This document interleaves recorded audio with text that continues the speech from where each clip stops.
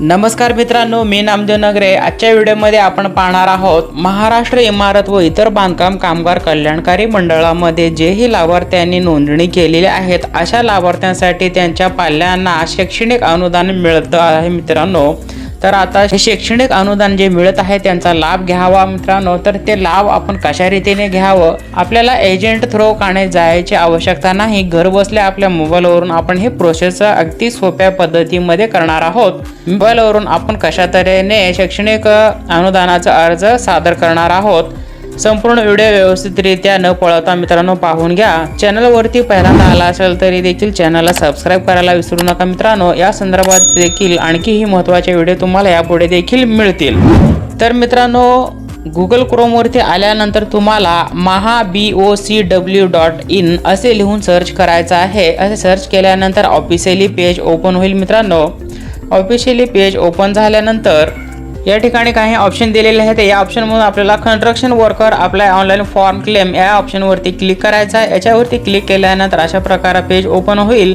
त्यानंतर select action याच्यावरती आपल्याला क्लिक करून घ्यायचा आहे। या ठिकाणी न्यू क्लेम याच्यावरती क्लिक केल्यानंतर कार्डवरती रजिस्ट्रेशन नंबर जो असतो तो नंबर या ठिकाणी लिहून घ्यायचा आहे आणि या बॉक्समध्ये क्लिक काही करू नका। त्यानंतर तुम्हाला प्रोसीड टू फॉर्म या ऑप्शनवरती क्लिक करायचं आहे।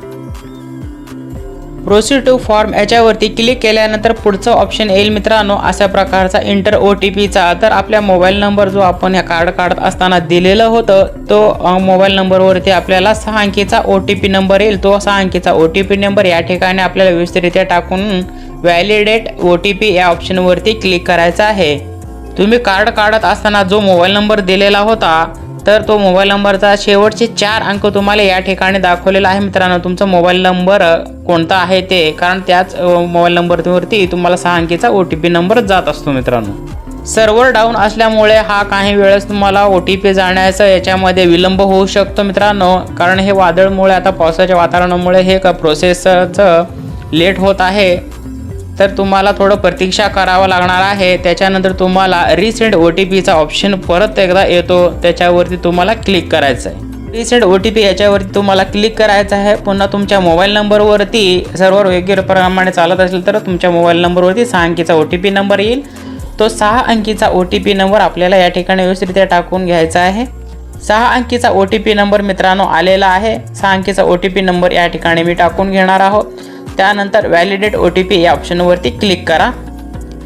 या ऑप्शनवरती क्लिक केल्यानंतर मित्रांनो पुढच्या स्टेपला आपण जाणार आहोत। आता या ठिकाणी कल्याणकारी योजना आहेत। या ठिकाणी तुमचं नोंदणी स्थिती ॲक्टिव्ह असायला गरजेचं आहे मित्रांनो, तरच तुम्ही याचा लाभ घेणार आहात। या ठिकाणी तुम्ही व्यवस्थितरित्या पाहू शकता तुमचे नाव वगैरे जे काही आहे, तुमच्या वडिलांचे नाव, आडनाव, तुमचे मोबाईल नंबर, सर्व तुमची डिटेल्स या ठिकाणी दाखवलेला आहे मित्रांनो। तर तुम्हाला या ठिकाणी बघून घ्यायचा अर्जदार तुम्हीच आहात का। त्याच्यानंतर तुम्हाला बँकेचं तपशील या ठिकाणी व्यवस्थितरित्या भरून घ्यायचं आहे। ज्याच्या नावाने कार्ड आहे त्यांचं बँकेचं तपशील तुम्हाला या ठिकाणी व्यवस्थितरित्या द्यायचं आहे। बँकेत IFSC कोड तुम्हाला या ठिकाणी द्यायचा आहे। IFSC कोड बँकेचं व्यवस्थितरित्या टाकून घेतल्यानंतर तुमचे बँक कुठली आहे, कोणत्या ब्रँच आहे आणि बँकेचा पत्ता सगळं व्यवस्थितरित्या ऑटोमॅटिक या ठिकाणी येईल। तुम्हाला या ठिकाणी टाकायची काही आवश्यकता नसणार आहे। त्यानंतर तुमचे खाते क्रमांक या ठिकाणी टाकून घ्यायचा आहे। तोच खाते क्रमांक पुष्टी करण्यासाठी पुन्हा या ठिकाणी टाकून घ्यायचा आहे मित्रांनो। दोन्ही अकाउंट नंबर सेम असल्यानंतर अकाउंट नंबर मॅच्ड अशा प्रकारे दाखवेल हिरव्यामध्ये। त्याच्यानंतर तुम्हाला केंद्र निवडायचं आहे मित्रांनो। तुमचं जे केंद्र असेल ते तुम्ही या ठिकाणी क्लिक करून घ्या। याच्या ठिकाणी क्लिक केल्यानंतर तुमचं जे केंद्र आहे यातून सिलेक्ट करून घ्या। तालुका असेल, जिल्हा असेल, सिलेक्ट करून घेतल्यानंतर तुम्हाला योजना श्रेणी निवडायची आहे। तुम्हाला कोणत्या योजनेतून लाभ घ्यायचा आहे। 4 प्रकारच्या योजना आहेत। तर शैक्षणिक कल्याण योजना, शिक्षणाचा आपल्याला लाभ घ्यायचा आहे, त्यासाठी आपण पहिला ऑप्शन निवडून करून घेणार आहोत। त्याच्यानंतर योजना आपल्याला निवडायची आहे। तर आपण कोणत्या इयत्तेमध्ये शिकत आहोत। या ठिकाणी सर्व काही आपल्याला इयत्ता इथे दिलेले आहेत मित्रांनो। 1ली ते 7वी आहे, 8वी ते 10वी, 11वी ते 12वी, त्यानंतर 13वी ते ग्रॅज्युएशन म्हणजे 15वी पर्यंत। त्याच्यानंतर पुढचं शिक्षण देखील आहे मित्रांनो। डिप्लोमा वगैरे वैद्यकीय काही तुम्ही शिक्षण घेत असाल तर वेगवेगळ्यासाठी वेगवेगळे येथे अनुदान आहेत मित्रांनो। त्याच्यातून तुम्ही कोणत्या शैक्षणिक अनुदान घेण्यासाठी अप्लाय करत आहात ते ऑप्शन तुम्हाला येथून निवडून करून घ्यायचं आहे। आपण या ठिकाणी निवड करून घेणार आहोत पदवीसाठी। तर प्रथम वर्ष म्हणजेच 13वे हे ऑप्शन आपल्याला निवड करून घ्यायचं आहे। यासाठी 20,000 रुपयाचं आपल्याला आर्थिक अनुदान भेटणार आहे। तर आपण या ऑप्शनवरती क्लिक करून घेणार आहोत। या ऑप्शनवरती क्लिक करून घेतल्यानंतर मित्रांनो आपलं खाली नाव सिलेक्ट करून घ्यायचं आहे। आपल्या नावाच्या याच्यावरती आपण क्लिक केल्यानंतर आपलं कार्ड काढत असताना आपल्या कुटुंबातील जेवढं आपण नावे दिलेली आहेत त्यांची नावे या ठिकाणी येणार आहात। कोणाच्या नावाने आपल्याला सवलती घ्यायचं आहे तर त्यांचे नाव आपल्या इथून सिलेक्ट करून घ्यायचं आहे। तुमचे जे पाल्याचं नाव असेल त्यांचं नाव सिलेक्ट करून घ्या। त्यांचा आधार कार्ड नंबर जो आहे तो आधार कार्ड नंबर डायरेक्ट येतो मित्रांनो, आणि त्यांचं वय वर्ष किती आहे ते देखील ऑटोमॅटिक या ठिकाणी येऊन जातं, तर आपल्याला या ठिकाणी काही लिहायची आवश्यकता नसते। त्यानंतर मित्रांनो महाविद्यालयाचे आपल्याला आता ते व्यवस्थितरित्या माहिती भरून घ्यायचं आहे। आपल्या महाविद्यालयाचे नाव या ठिकाणी टाकून घ्या। जेही आपले महाविद्यालयाचे नाव ते टाकून घ्या। महाविद्यालयाचा पत्ता व्यवस्थितरित्या टाकून घ्या। तुम्हाला जर माहीत नसेल तर महाविद्यालयामध्ये तुम्ही विचारा, तुमच्या मित्रांना देखील विचारून व्यवस्थितरित्या तुम्हाला ॲड्रेस येथे टाकून घ्यायचा आहे। ॲड्रेस टाकून घेतल्यानंतर तुमच्या पदवीचे नाव या ठिकाणी निवड करून घ्यायचं आहे। या ठिकाणी तुम्हाला सिलेक्ट करून घेतल्यानंतर प्रथम द्वितीय तृतीय असं वर्ष दाखवलेलं आहे, तर 13वीसाठी तुम्ही हे अनुदान घेणार आहात, त्यासाठी प्रथम वर्ष पदवी याच्या ऑप्शनवरती क्लिक करायचं आहे। शैक्षणिक वर्ष आपण निवड करून घेतलेला आहे। त्यानंतर आपल्या महाविद्यालयाचे ईमेल आयडी आपल्याला या ठिकाणी टाकून घ्यायचा आहे। हा लाल कलरचा जो स्टार दाखवलेला आहे तो आपल्याला या ठिकाणी भरणं गरजेचं असतं मित्रांनो। त्यासाठी आपल्या कॉलेजचे ईमेल आयडी आपल्या कॉलेजच्या सरांकडून आपण माहिती करून घेऊ शकतो, तर आपले कॉलेजचे ईमेल आयडी या ठिकाणी टाकून घ्या। त्यानंतर महाविद्यालयाचे फोन नंबर तुम्हाला टाकून घ्यायचा आहे। त्यानंतर प्रवेश तारीख या ठिकाणी सिलेक्ट करून तुम्ही निवड करून घ्या, कोणत्या तारखेला तुम्ही कॉलेजमध्ये प्रवेश घेतलेला आहात। त्याच्यानंतर तुम्हाला डॉक्युमेंट या ठिकाणी अपलोड करायचे आहे। तुमचे डॉक्युमेंटची फाईल साईज ही 2 MB पेक्षा कमी असावे किंवा 2 MB देखील चालतं, त्यापेक्षा जास्त नसू नये, कारण तुमची फाईल इथे अपलोड होणार नाही। फाईलची size PDF JPG JPG PNG या फॉर्मॅटमध्ये असेल तरी चालेल।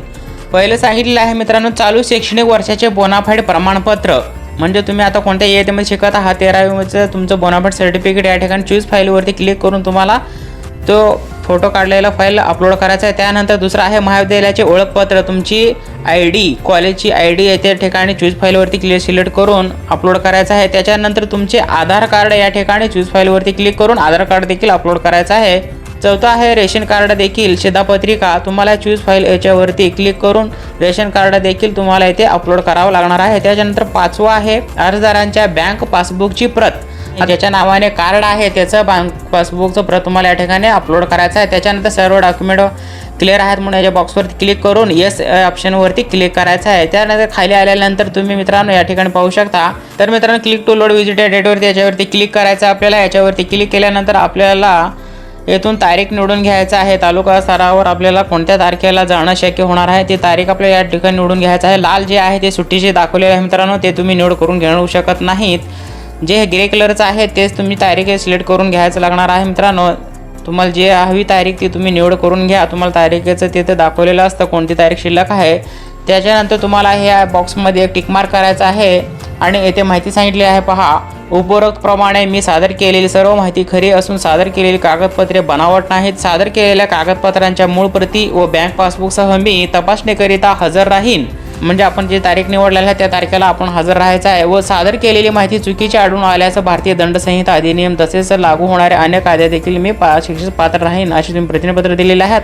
त्यानंतर सर्व झाल्यानंतर सबमिट या ऑप्शनवरती तुम्हाला क्लिक करायचं आहे। सबमिट या ऑप्शनवरती क्लिक केल्यानंतर तुम्ही भरलेले सर्व फॉर्म मित्रांनो येईल, त्याची तुम्ही झेरॉक्स प्रिंट काढून घ्या। तुम्हाला ते तालुका स्तरावर जे दिनांक तुम्ही निवडलेले आहेत तिथे तुम्हाला तो लागणार आहे, त्याची एक झेरॉक्स प्रिंट काढून तुमच्याजवळ ठेवा। प्रिंट अपॉइंटमेंट या लेटर याच्यावरती क्लिक केल्यानंतर तुमची ते अर्ज केलेली पावती मित्रांनो तुमच्याकडे येईल। त्याचं झेरॉक्स प्रिंट काढून तुम्ही जी तारीख निवडलेली आहे तालुका स्तरावर असेल किंवा जिल्हा स्तरावर त्यावेळेस तुम्ही तिथे जाऊन हजर राहा। तुमचं एक सेल्फ व्हेरिफिकेशन केलं जातं। त्याच्यानंतर तुमचे जे शैक्षणिक वर्षाचे आर्थिक अनुदान आहे ते तुमच्या बँक अकाउंट खात्यामध्ये डायरेक्टली जमा होतात मित्रांनो। तुम्हाला तसाच कन्फर्मेशन SMS देखील येऊन जातो, तर तुम्हाला कोणत्याही एजंटला पैसे देण्याची काही आवश्यकता नसणार आहे मित्रांनो। तुम्ही अगदी घर बसल्या आपल्या मोबाईलवरून ही प्रोसेस सहजरित्या तुम्ही करू शकता। असा महत्त्वपूर्ण व्हिडिओ होता, तुमच्या इतरही सर्व मित्रांपर्यंत हे व्हिडिओ नक्की शेअर करा मित्रांनो।